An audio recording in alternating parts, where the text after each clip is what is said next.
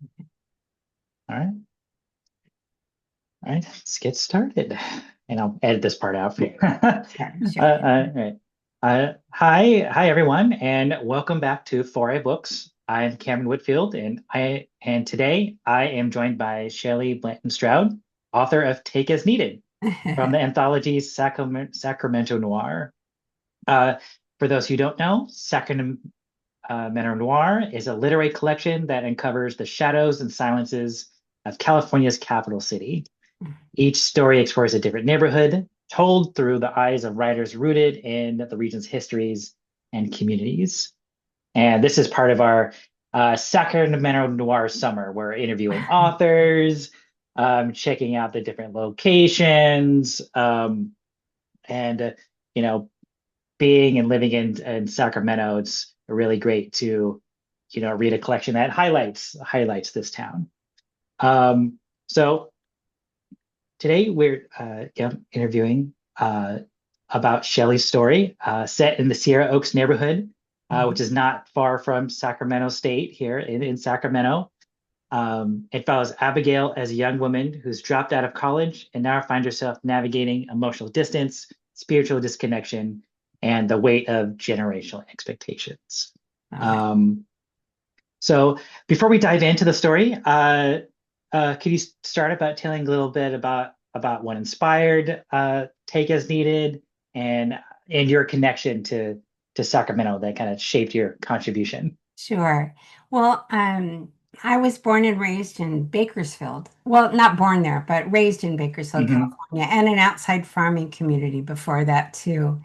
And then in college time, I moved away to the Los Angeles area, and I attended a school that when I enrolled, it was still called Claremont Men's College. I was the Mm. first class of freshman women to enroll in their freshman year. So that's just east of LA. Mm. Then after that, my husband and I moved up to the Bay Area and lived in San Francisco for 9 years. And Mm. then when we had a baby, we decided to move to Sacramento because, for no grand reason other than that, I couldn't picture having a child without having a backyard. And we thought we would never have one. And That I can so, see, yeah. yeah. So we moved to Sacramento, and in my Mm. head, and I always kind of laugh about this, but I don't know that I was wrong.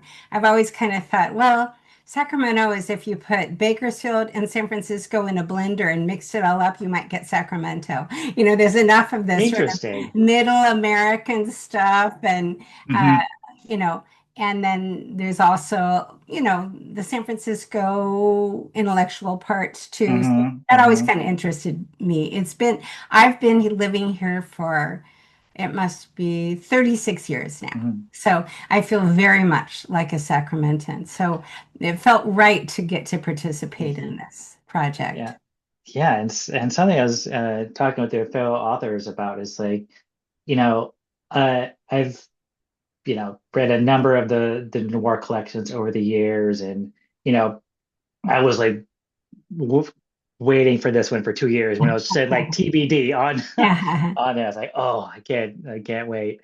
But it's like something that's really a strength of this collection is like it really highlights it's like the noir and the mystery and all that stuff. It really highlights like the diversity of Sacramento in a that's way right. that I've never seen Yeah. before, like in fiction. Like each story highlights something a little bit different in the neighborhoods and the people. So it's like I think that really really unique collection. And not just being biased, just living here. But all right. So something part of the questions I did not add, but something I thought about and adding is uh your story opened Sacramento Noir collection. So setting the tone for everything that follows. The placement makes it silence, tensions, and emotional textures even more like significant as things get started. So it's like that was an interesting thing to think about. So that being said, like I said, there's a quiet simmering tension between Abigail and her mother, where there's so much that's felt but not said, kind of as she's living with her grandmother. How did you approach that writing and that kind of emotional Yeah. inheritance between generations? I've in the past 5 years or so, I've recently been in a period of time when both of my parents had sort of been in declining health and passed away. And I was spending a lot of time at their bedside. Mm, And I have a lot of aunts and uncles who are sort of at that chapter of their life. mm, So it's been a topic for me to be sitting with someone mm, as their former powers are declining and shifting, and how there's almost a kind of emotional rage that can sometimes build up. Like, mm, this is not who I am. Don't you mm, know who I am? So mm, I've been doing some thinking about that a little bit when I got the mm, call or the email from John Freeman about this collection. That was kind of stewing in the back of my mind about, mm, generations, mm, and how when you're the younger generation, it's upon you to sit with the elders and hear them. And it's not always easy to do. And mm, not everybody does it. So that was mm, kind of, sort of on the back burner for me.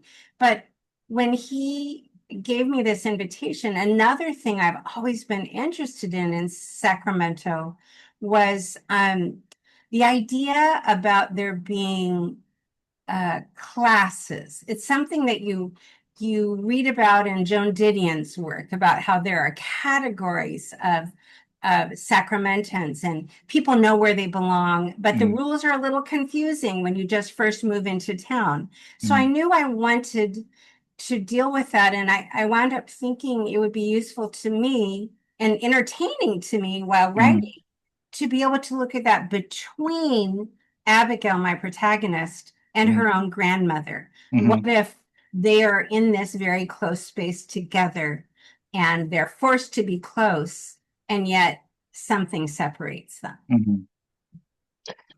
Yeah, yeah, living with those those generations and dealing with not deal that's not a word. Dealing with like yeah, right, sitting with that transition as Yeah. she's transitioning herself. Yes. Yeah. Um, so that kind of brings us to the title. It says so much, like just a list of meanings, and that it carries a lot of weight. It carries more. So the title's "Take as Needed," so it carries more than that literal meaning. It becomes a way for Abigail to move through the world.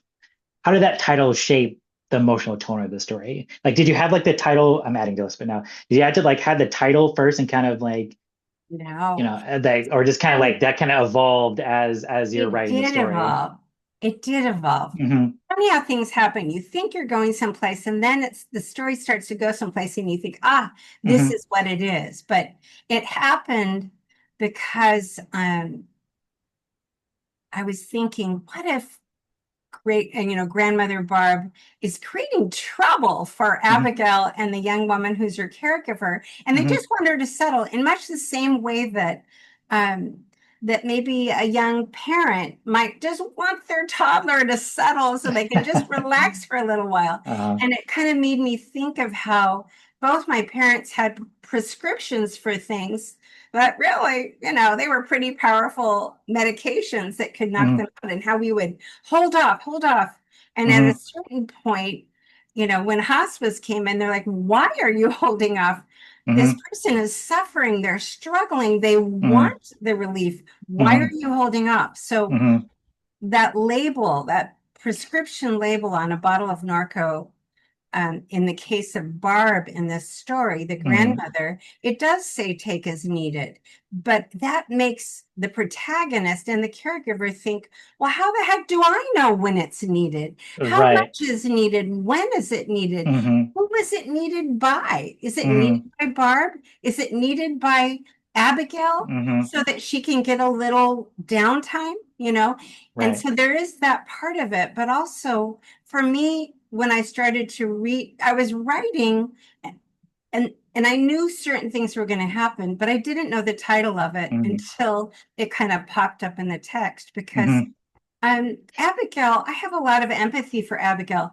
mm, She feels she does not get what she needs. mhm, She feels the people around her who should meet her needs have not met her needs.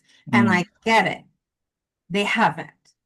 Her father has been a distant figure for her. She wants some kind of connection. Her extended family has been shut her out, and her mother's just not even really a presence. mhm, Um, so that part is true. But then, as you allude to, she kind of goes through life taking what she mhm, believes she needs. mhm, And I have empathy for it, but I also wonder, is that ever justifiable? Is it right that she's in a position to try to take what mhm, isn't hers because she feels she needs it? And it kind of it happens in the world of noir because in mhm, the world of noir very often the protagonist is in a kind of a morally ambiguous soup in their own mhm, thinking, right? mhm, And you can relate as a reader to what they're going through, but you're troubled by some of their moral decisions. mhm, And that's almost the point of noir. And mhm. it's funny, do you know the TV show The Wire?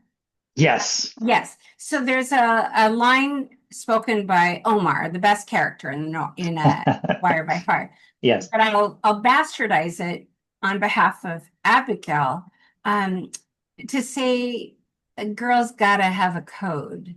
Hmm. It says a man's got to have a code. And I feel Yeah. like in her case, she does have a code. She wants to connect. She wants to find her identity. She wants to Hmm. connect, but not with anybody she distrusts. Hmm. Trust is very important to her. So Hmm. even when there's a potential connection with them, Hmm. if she doesn't trust them, it's over. Yeah. Right. Right. As yeah, every and you can see how that builds up, like you're saying, like everyone around her like just has been so distant from her, and hearing the different stories from like family and everything that's been carried, just like just feeling that tension of like really wanting to like figure out she really wants to do something and needs to wants that next chapter, but she's feeling stuck. Yeah, absolutely. Good pull from The Wire. I haven't seen that show in a long time, but yeah, Yeah. Omar is definitely the best character. um, so transitioning from character to setting, Mhm. um, Abigail lives in a stable neighborhood near Sac State, but she feels kind of going back to being disconnected. So I'm feeling disconnected, uncertain. Like, what do you feel? Excuse me. What did that contrast allow you to explore with identity, place, and pressure? Because knowing like that neighborhood, there's like she's a, dropout of Sac State from like what she was doing with there, and kind of in like that pocket little neighborhood, like right next door, kind of like Yeah. just distance from like her past goals, whatever may that have been. It's funny with writing stories is that like some things are driven by an idea you have, Hmm. but other things are driven by something very concrete. And Hmm. that when you start exploring that concrete thing, the ideas start to come to you. Hmm. And in this case, when I talked to John Freeman about this collection, and he says, I really want everybody to have a very different neighborhood. And Hmm. when we had moved into our existing neighborhood, decades ago, Hmm. um, we used to take walks, and there was always this house that I would stop in front of and stare at. And it was the house in this story Hmm. where Hmm. great big Tudor house. It just looked to me as sort of a daydreaming person, like this really romantically complicated house with turrets and, old slate roof and Hmm. plaster and just it looks so fascinating to me. And yet the house, cars were parked on the lawn. and the lawn was dead, and the plaster was cracking off, and there would be things sort of hanging that shouldn't have been hanging. Mhm. So there was something wrong, and it was surrounded by other houses that were just in pristine condition, this great pride of neighborhood. So I always was fascinated by that home. Yeah, that is something my wife and I talk about Sacramento too. It's like sometimes it's every other street or something that's just like it's you have those pristine homes next to or the next street over for ones that are more Yeah. dilapidated. It's just like that. It's like Sacramento's so interesting, but also the daydreaming about the houses when you drive downtown with like those Victorian houses. Like we have the same conversations all the time. So Yeah. it's like, Well, it oh, what a turns out magical thing. when I was talking to some of my neighbors about that house while writing this story, it turned out a lot of them had always been pausing in front of that house. It's torn down now, Mm, replaced with mm, something else. But the other part of it that interested me was that it was a Squeaky Williams home. I'm pretty sure it was a Squeaky Williams. It was the name of the architect who designed it. So he designed a lot of houses like in the 30s or so mm, around town. And about 1 mile away is Joan Didion's house that was also designed by Squeaky Williams in that same style. It looks very much like the same kind of house. And yet, in that case, it's really pristine. So I mm, always thought, how just it's the family inside it. It's the family inside it. Something has happened there. mm, And that's kind of what I wanted to explore. What's happened in that family to lead to this point where they can't even keep the mm, exterior from crumbling off of the structure. mm. Oh, what a great visual. Just this the um exterior representing like the family interior. That's right. I love that. Now I've got to read it for like the third time. Yeah. So transitioning to the final, well, second to last question before our closing question. Um, one thing I kept coming back to is the absence of belief or comfort in Abigail's world. There's a quiet absence of faith, connection. Was there a spiritual distance? Was the spiritual distance something you intentionally wrote for the character, or just something that emerged as the story unfolded? I feel like we touched a little bit about Yeah. earlier, like Yeah. with trust and whatnot, but But yeah. I think that part of that is that for me, it began with question that Mhm. spirit, I'm sorry, with connection, Connection. Mhm. spiritual comfort for me comes from a sense of being connected. And at the root of this is a disconnect. And so, even in the case of Barb, who is Abigail's grandmother, I used something that had really happened in Sacramento history where the Hippodrome Theater, that is now where the Crest Theater is, Mhm. the marquee in 1946 did fall and crush someone, killed someone, and injured someone else. So I used that true thing, but substituted in fictional characters because I Mhm. made Barb the grandmother, who was an outsider to her husband's family. She Mhm. was into Sacramento blue blood. She married in, and she took her mother-in-law to this film, Notorious, and Mhm. the marquis falls and crushes her mother-in-law. And so Grandma Barb is forever an outcast in Sacramento. Mhm. She wanted was to be accepted by that society, and it was going to be impossible. She was ostracized. So Mhm. she kind of retreated to her upstairs bedroom, didn't really care for her son Bob, who was raised by caregivers. And now Bob has this daughter Abigail, who he just escapes from her whole life. He doesn't really connect to her. Mhm. He doesn't give her what she needs Mhm. because he never got what he needs. So Mhm. there's like this disconnect through the Mhm. generations that makes her feel unmoored. And what makes me feel really sad about that lack of comfort, connection, and Mhm. spiritual likeness is that she does meet two young people in that house. She meets Luis and his sister, who there is the possibility of real connection. I don't really think Luis ever does anything bad. He doesn't really do anything bad, but Oh, she suspects some of it. And you know what? She might be right. she might be right that he and his sister are, collaborating Yeah, against her. yeah, But she yeah, doesn't know for sure. But because of the way she's grown up, the way she's lived, she assumes she cannot trust them, right. right? And I agree. so it's that failure to connect that makes things um, bleak and barren. But Hmm. I think she's still at her age. I think she would still want it. She Hmm. might be willing to try still, but she's like a noir character in that Hmm. it's ambiguous whether or Hmm. not she can possibly get what it Hmm. is she's dreaming of. Yeah, just the possibility at all. Yeah. It's like, yeah, like Luis, he doesn't, yeah, nothing direct, but just knowing like the connection with the sister and all how Yeah, all that plays out is just enough to just potentially turn things off, which is that's very right. tragic indeed. Um,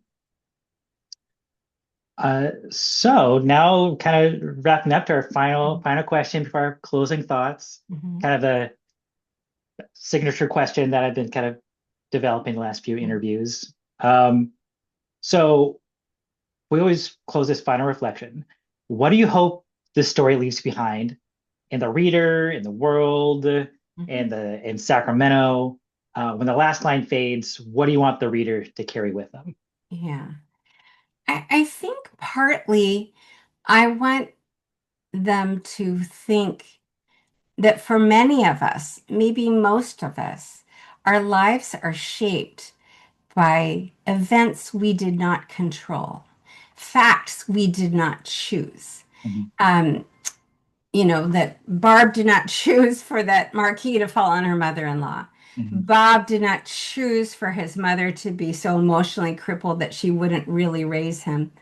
Abigail did not choose for her father to be so distant. Mhm. Nobody chose those facts, but they affect them greatly. Mhm. And on the flip side of that, that sometimes people experience great success and they're quite happy to talk about, oh, well, I did these five things. You should try these five things too. It Mhm. just fixed everything. But Mhm. not acknowledging that maybe a whole passel of things were lined up supporting them as they tried those five Mhm. things. My dad was one of 10 kids who came to California during the Dust Bowl. And they lived in a tent on the side of the road next to an irrigation ditch. And he would always say something that I think about a lot. Uh, Living in that tent with nine brothers and sisters, he would say, it's hard to do your homework if you don't have electricity.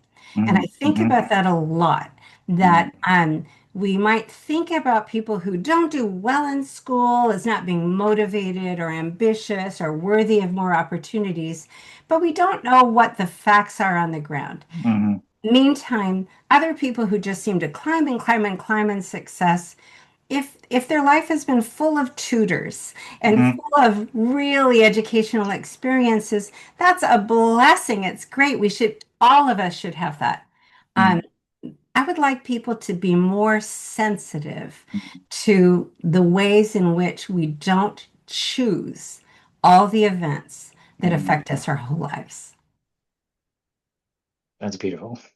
I agree wholeheartedly.